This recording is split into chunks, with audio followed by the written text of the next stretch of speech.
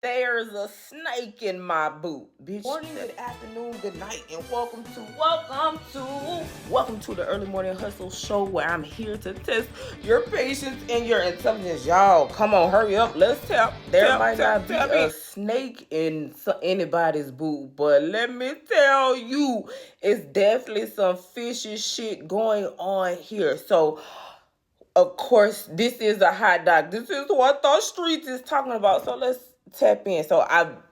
If you tapped in yesterday, this is an update to yesterday. I've done a little bit more research, and so let's talk about it. First thing I want to say is I told you so. I think defense counsel argued today actually that there is a appearance of bias present by the judge for the state.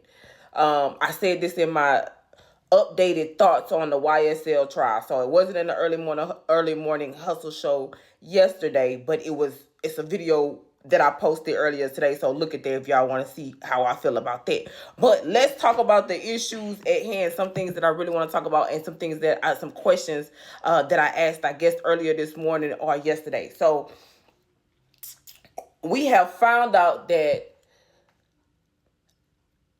defense counsel, YSL counsel, is going to jail for contempt of court. So this young lady is his attorney. I don't know if it's his wife. I don't know who it is, but she raised two important questions of law, and she didn't really raise it, but she raised issues that will essentially be argued in the appellate court, because he said we'll have to let the Court of Appeals deal with it. But you can tell he in over his head because he had to go do his homework, because he made a ruling when he didn't know the rules. She asked him, was this a civil contempt or a criminal contempt? Because civil and criminal contempt has two different types of standards. And so he held the man in contempt just off of, I'm the boss, I'm Mr. Judge, I'm gonna hold you in contempt because you're not doing what I said do. And that's a clear misuse and abuse of power. And it may not have been clear when he initially held him in contempt of court, but after speaking to her, it was clear that he abused his power, because he didn't know which contempt he was holding him under. He was holding him under, so much so that he had to take a break. They did a small recess, and if you're an attorney, you know what he did. He went and looked up the rules to see probably which one he could get away with. But he chose criminal contempt. I forgot what she said, the standard. So civil contempt is punitive. It's because it's in order to essentially coerce you to do something. And that's why you give a civil penalty. Hey, it's to compel you. Hey, you didn't do this, so you have to do this. Or you didn't give me this, so I'm punishing you until you give me this. Criminal contempt is not the same. It's not punitive, but you've already done something. You've done something wrong, and because you've done something wrong, now you're in contempt of court. What she's arguing, or what this is so thick, it's so hard for me to say, but what defense counsel is saying, okay, so one, you got to choose, is it civil or criminal? And so he went and chose criminal. And now she's saying, okay, well, if it's criminal, he's entitled to a hearing that you can't rule over, because essentially you are part of the problem. You can't be the problem and judge the problem. Does that make sense? So it'll be interesting to see how this plays out. Again, I think he's in over his head. Over my head. 8 seconds left in overtime. You're on my mind. That's how I feel. But that boy had to go look up the case law.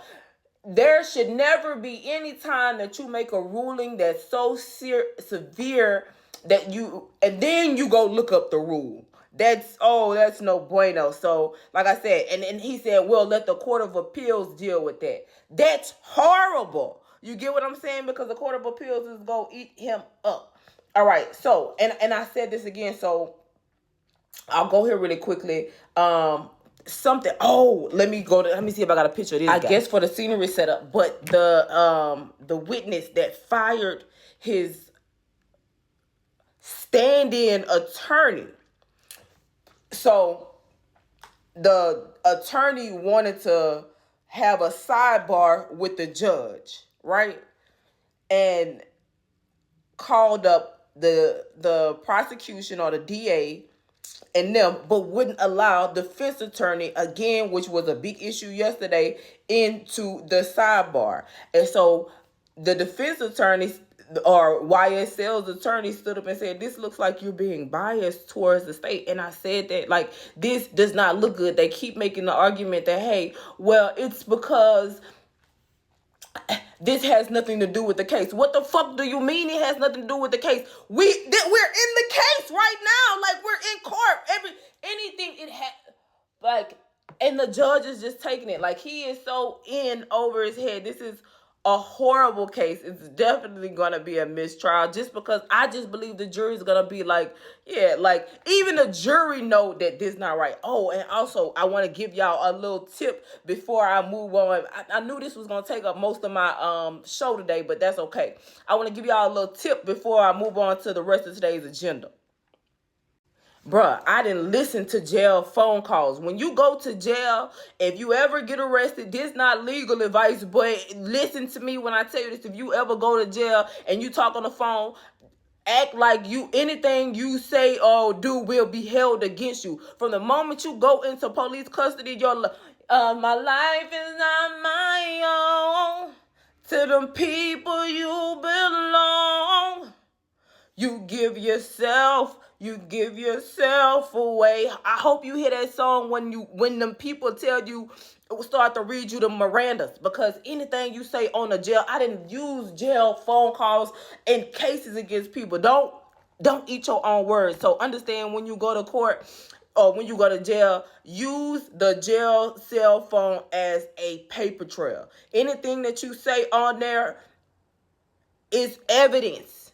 Remember that, okay? Okay, so, all right, we had to spend some time on YSL, but let's go somewhere. Let's bail. Y'all, somebody came into my live this morning off of a B Savage rant that I made at least a year ago and told me this young lady was in critical condition. And it just turned out that she passed. So, like, life is crazy. Like, take care of yourself. Love on yourself. Love on the people around you. Talk about drugs and drug awareness. You understand what I'm saying? Like, check on people. Man, I'm sending in my love and my condolences out to this young lady and her family, because this shit crazy. You know what I'm saying? 2024 it's been good to me, but it has been a very interesting bingo card for a lot of people. I couldn't let this day go by without just acknowledging this historic event. I'm so blessed to be able to be alive and see this. If you don't know who Kai Cenat is, I have a huge crush on him. I think he's handsome as hell, but he is the future of comedy. And as a comedian myself, just to sit and watch these people do this I look forward to seeing every snippet that they have that comes across my screen, and everybody here is genuinely happy and genuinely enjoying themselves. And like, I just wanted to shout out Kai Cenat for giving us a reason to smile in a time where shit ain't funny. Allegedly, they trying to put Kanye in the Diddy play, and I'm not buying it. I think I'm a victim person, but I think this person lying. Not Kanye. Kanye too out of his brain to fucking do some nut ass shit. But what y'all think? All right, so Testimony Tuesday real quick, and then we're going to tap out. Testimony Tuesday, what are you grateful for today? I'm grateful for the ability to rest. When's the last time that you rest? When's the last time that you took some good care of you? When's the last time that you took a day off? When's the last time you took a mental health break? When's the last time you did something nice for yourself? When's the last time you said, I love you to yourself? When's the last time that you hype yourself up? So for Tarot Testimony Tuesday, I'm grateful for the love that I have for myself, and I want you to have it for yourself.